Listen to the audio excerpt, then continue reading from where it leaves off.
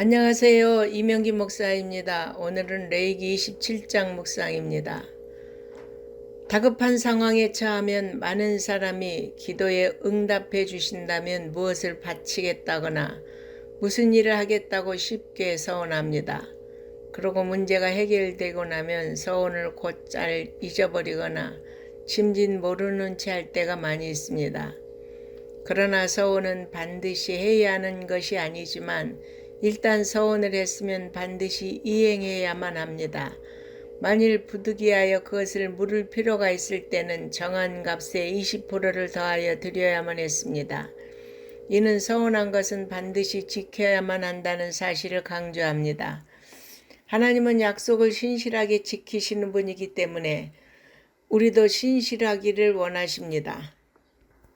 그래서 하나님과 한 약속이 있다면 이롭든 해롭든 갚아야 한다고 말씀하셨습니다.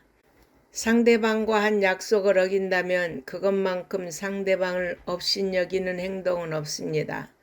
그러므로 하나님을 업신여기지 말아야 합니다. 또한 다급하다고 함부로 서운하지도 마시기 바랍니다. 시정잡배들이나 흥정꾼처럼 하나님과 흥정하지 마시기 바랍니다.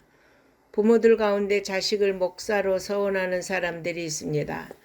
자신들의 생각이나 사명의식은 전혀 고려하지 않고 말입니다. 그래서 훗날 부모 자식 간에 많은 어려움을 겪는 것을 종종 보게 됩니다. 또한 부흥회 같은 때 들뜬 기분에 헌금을 서운해 놓고 뒤에 감당할 능력이 없자 심지어는 신앙을 포기하는 경우도 있습니다. 입다를 보십시오. 경솔하게 서운한 결과 자기 딸을 번제물로 드려야만 하는 어리석음을 범했습니다. 그러므로 우리는 경솔하게 서운하지 말아야 하고 굳이 서운할 일이 있으면 하나님의 뜻을 따라 감사와 믿음으로 하시기 바랍니다. 하나님께서는 초태생과 11조는 사람이 구별하여 드릴 수 없는 것이라고 하셨습니다.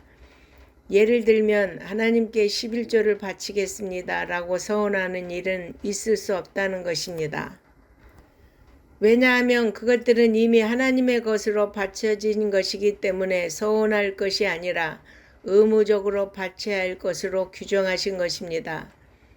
이스라엘의 출애굽 당시 하나님의 애굽의 모든 초태생을 치실 때 이스라엘의 초태성은 구원하여 주신 대가로 그들을 하나님의 소유로 삼으셨습니다. 오늘날 우리 성도들도 예수 그리스도의 보혈의 능력으로 말미암아 하나님의 심판에서 구원받았습니다. 그러므로 우리는 하나님의 것은 마땅히 하나님께 돌려드려야 합니다. 하나님께서 소득의 10분의 1은 당신의 것으로 구별하여 드리라고 하신 것은 하나님이 물질의 주인임을 가르쳐 주신 것입니다.